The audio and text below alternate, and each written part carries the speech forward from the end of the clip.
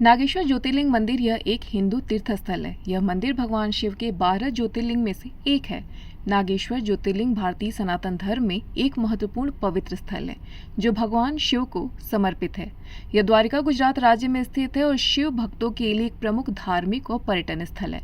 नागेश्वर ज्योतिर्लिंग को भगवान शिव के 12 ज्योतिर्लिंग में से एक माना जाता है। यहाँ पर भगवान शिव को नागों के देवता के रूप में पूजा जाता है।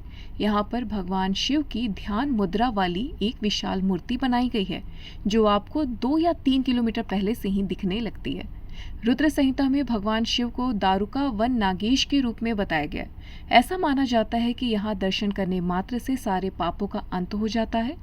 आज हम आपको श्री नागेश्वर ज्योतिर्लिंग के बारे में विस्तार से जानकारी देने वाले हैं। तो आइए जानते हैं नागेश्वर ज्योतिर्लिंग का इतिहास एवं महत्वपूर्ण बातें। पौराणिक कथा में किए गए वर्णन के अनुसार दारुका नाम की एक प्रसिद्ध राक्षसी थी जो पार्वती जी से वरदान प्राप्त कर अहंकार में चूर रहती थी। उसका पति दारुक महान बलशाली राक्षस था। उसने बहुत से राक्षसों को अपने साथ लेकर समाज में आतंक फैलाया हुआ था। वह यज्ञ आदि शुभ कर्मों को नष्ट करता था, संत महात्माओं का संहार करता था। वह प्रसिद्ध धर्मनाशक राक्षस था। पश्चिम समुद्र के किनारे सभी प्रकार की संपदाओं से भरपूर 16 योजन विस्तार पर उसका एक वन था जिसमें वह निवास करता था। दारुका जहाँ भी जाती थी, वृक्षों तथा विविध उपकरणों से सुसज्जित वह वन अपने विलास के लिए साथ साथ ले जाती थी।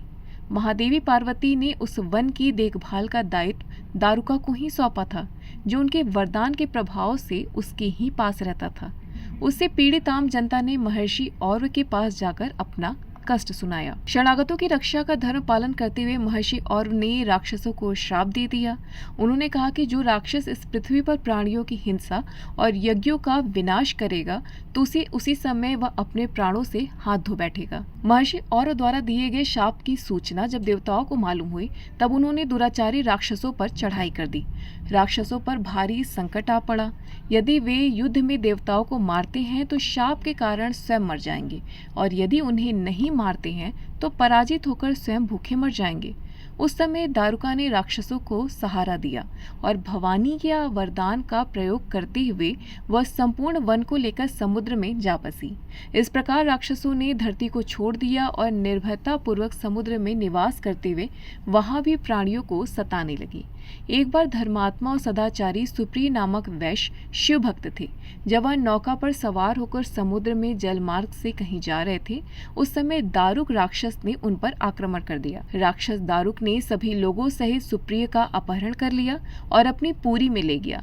उन्हें बंदी बना लिया। चूंकि सुप्रिय शिव जी के अनन्य भक्त थे इसलिए वह हमेशा शिव जी की आराधना में तन्मय से लगे रहते थे। कारागार में भी उनकी आराधना बंद नहीं हुई और उन्होंने अपने अन्य साथियों को भी शिव जी की आराधना के प्रति जागरूक कर दिया। वे सभी शिव भक्त बन गए। कारागार में शिव भक्ति का ही बोलबाला हो गया। जब इसकी सूचना राक्षस दारू को मिली तो वह क्रोध में उबल उठा। उसने देखा कि कारागार में सुप्रिय ध्यान लगाए बैठे हैं तो राक्षस ने उन्हें डांटते हुए कहा कि वैश्य, तू आंखें बंद करके मेरे विरुद्ध कौन सा षड्यंत्र रच रहा है। वह जोर जोर से चिल्लाता हुआ धमका रहा था। इसका उन पर कुछ भी प्रभाव न पड़ा। घमंडी राक्षस दारुक ने अपने अनुचरों को आदेश दे दिया कि शिव भक्त को मार डालो। अपनी हत्या के भय से भी सुप्रिय डरे नहीं और वह भयहारी संकट मोचन भगवान शिव को पुकारने में लगे रहे। इस प्रकार सुप्रिय वैश्य की प्रार्थना को सुनकर भगवान शिव दिव्य ज्योति के रूप में एक बिल से प्रकट हुए। महादेव ने राक्षसों का विनाश कर दिया तो सुप्रिय जी ने उस ज्योतिर्लिंग का विधिवत पूजन किया और शिव जी से इस स्थान पर स्थित होने का आग्रह किया। भगवान शिव अपने भक्त का आग्रह मानकर वहीं स्थित हो गए। इस प्रकार ज्योतिर्लिंग स्वरूप भगवान शिव नागेश्वर कहलाए। नागेश्वर ज्योतिर्लिंग गुजरात के द्वारिका धाम से 17 किलोमीटर बाहरी क्षेत्र में स्थित है। नागेश्वर का अर्थ है नागों के देवता। जिन लोगों की कुंडली में सर्प दोष होता है उन्हें यहाँ धातुओं से बने नाग नागिन अर्पित करने चाहिए। मान्यता है कि इसमें नाग दोष से छुटकारा मिल जाता है। नागेश्वर ज्योतिर्लिंग के पास स्थित नागेश्वर बीच एक शांत और कम भीड़ भाड़ वाला समुद्र तट है जो अपनी शांति के लिए जाना जाता है।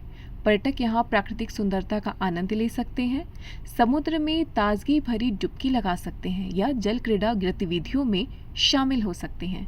यह समुद्र तट शहरी जीवन की हलचल से दूर एक शांतिपूर्ण वातावरण प्रदान करता है।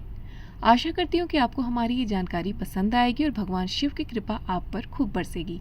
अगली वीडियो में हम जानेंगे काशी विश्वनाथ ज्योतिर्लिंग की कथा और महत्व के बारे में। साथ ही जानेंगे काशी विश्वनाथ ज्योतिर्लिंग की उत्पत्ति कैसे हुई। तब तक ऐसे ही तमाम रोचक कथा और जानकारियों को जानने के लिए सब्सक्राइब करें हमारे चैनल श्री जी को और प्रेम से बोले राधे राधे।